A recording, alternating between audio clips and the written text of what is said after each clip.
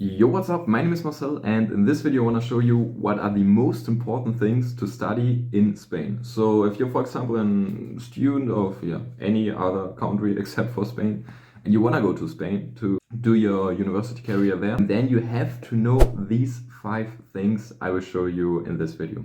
So the first thing you have to do is to do the Selectividad. The Selectividad is like a very important exam you do after having finished the high school. There you can go up to 14 points, because normally in the Spanish school system it's like that the lowest grade is 0 up to 10 points.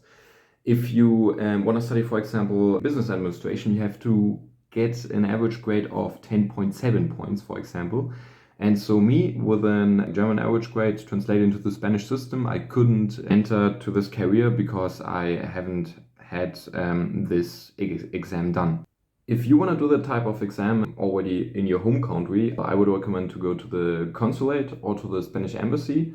And well, there will be an opportunity for you to not having to do that in Spain, but in your home country as well. So you don't have to pay so much for any transport tickets. And well, that's everything for the first point. Secondly, also a very important thing to talk about is the place where you want to live. I have lived in a student's residence in the first year, and that was a great decision because I could get into the Spanish mentality, Spanish culture, and so on. And overall, I could get to know very many people from Spain. And that's also why I could improve my Spanish so fast, and because now, for example, in second year it's much easier for me to understand the classes in Spanish, and so that's why I really would recommend it. About the prices, there's a difference between all the different cities, because for example in Granada the residences aren't subventioned by the government, and for example in Malaga they are, because there you have to pay around about 250-300 euros sometimes. Well, while in my case in Granada I've had to pay 550 up to 600 euros. Well, there are also some private ones where you have up to 1,000 or 1,200 euros, but they are very noble, with, well, swimming pool, volleyball field and gym whatsoever. And furthermore, a very important thing if you want to go to the residence is then to register very early, because also between Spanish people, a student's residence is very popular. That's another advice. That's it with that topic.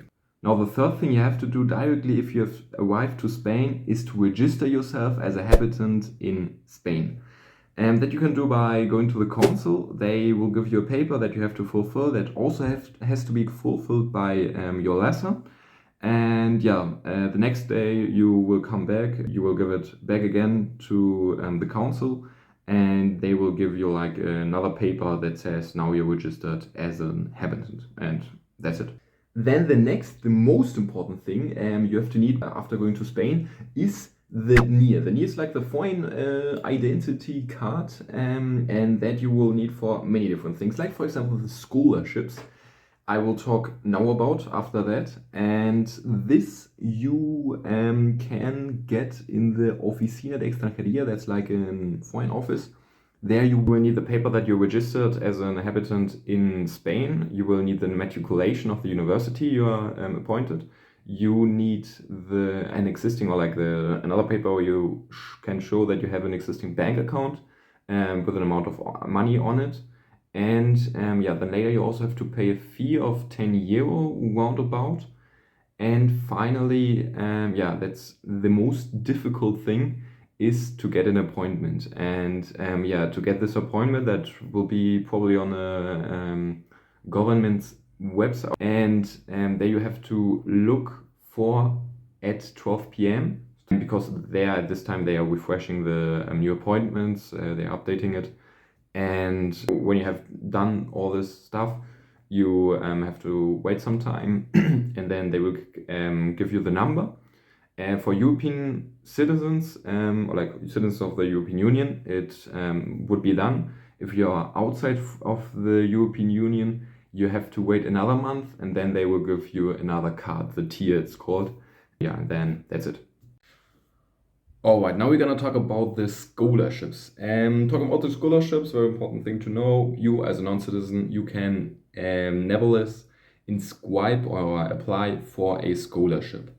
The first thing to do is, to register in the Selectividad. It's like a website of the government, and there you have to create a user. I will introduce a screen so that you can follow me a bit easier.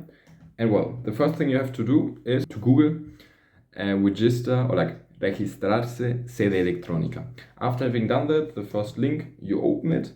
And then you got the two different possibilities of registro de persona física y registro de entidad. And you click on persona física. Then you can introduce all the data. And tipo de documento, you will click on NIE. And número de documento, you will introduce your number you got, the FOI number we've just talked about. And after having finished that, you got another possibility to introduce, and that's the número de soporte IDESP XESP. There, you have to fulfill the number with, I think, 5 or 6 digits you got on the card of the FOI number card. Apart from that, you have to introduce before this number also 2 digits more. Introduce a C, a 0, and then this number. That's very important. I didn't know that, so that's the reason why I didn't enroll for the scholarships.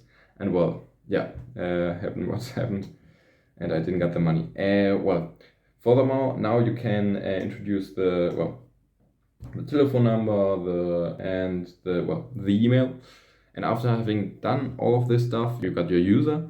And having the user, you can apply for one first scholarship in May. Then later, I think in September, you can enroll for another scholarship. Yeah, I recommend to apply for that or for having better financial opportunities. And that was the last part. Then that was the video. I hope I could help you. If you have any questions, write it down below into the comments. If there are some more specific ones, you can also write me via Insta. And yeah, that's it. So, yeah, ciao.